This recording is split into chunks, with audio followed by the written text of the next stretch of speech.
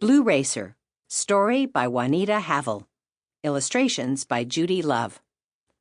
Chapter 1. June 1919.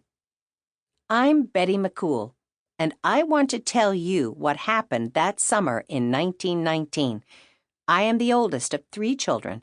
I lived in a brick house in Indianapolis with my family. There was my father, Edgar, my mother, Harriet, my sister, Julia Maria, and the newest McCool, Samuel Edgar, 8 months old that summer. Julia was only 8, 3 years younger than I was, but she knew she was going to be a fashion designer when she grew up. Not me. I was going to race cars. Like I said, it was the summer of 1919. I love summer. June, July, August, 3 wonderful months. After we finished our chores, we played all day. This June day was no different from most. I had already helped Maggie, the nanny, polish silver. Mother was having another tea party that day. She was involved in lots of tea parties. Mother said that these gatherings were purposeful, not just social. They talked about serious matters. The main thing they talked about was women's suffrage, women's having the right to vote. Women were not allowed to vote yet in all of the states. You would have thought that the United States, being 143 years old, would have gotten around to letting women vote in all 48 states. Mother said it was happening, state by state, but it was going very slowly. I didn't know why they wouldn't have been able to vote from the beginning. I had only one more chore left to do that day. Julia and I had to try on new dresses so Maggie could pin the hems. Julia's dress was a frilly pink taffeta Sunday dress that was too long. So was mine. Too long, I mean. It was not pink. Instead, I chose green. Pink was one of my least favorite colors, no matter what future fashion designers had said about pink being classic. Julia and I flipped a nickel to see who would go first.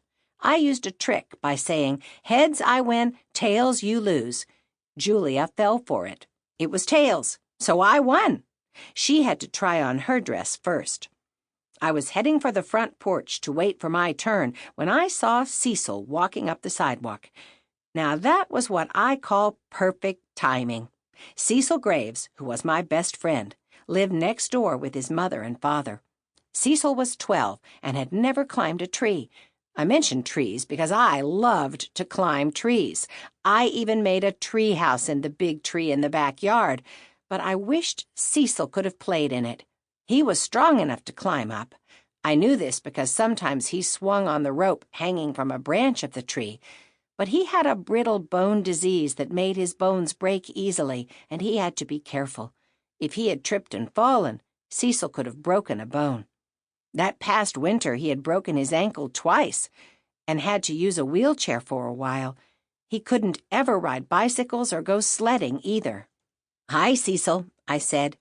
Cecil was wearing his usual outfit, a short suit that looked like a sailor's uniform and a real sailor's cap that was too big for him, given to him by his Uncle Jack. His uncle, who was a sailor on the ship USS Minnesota, had visited last year while the ship was in port being repaired.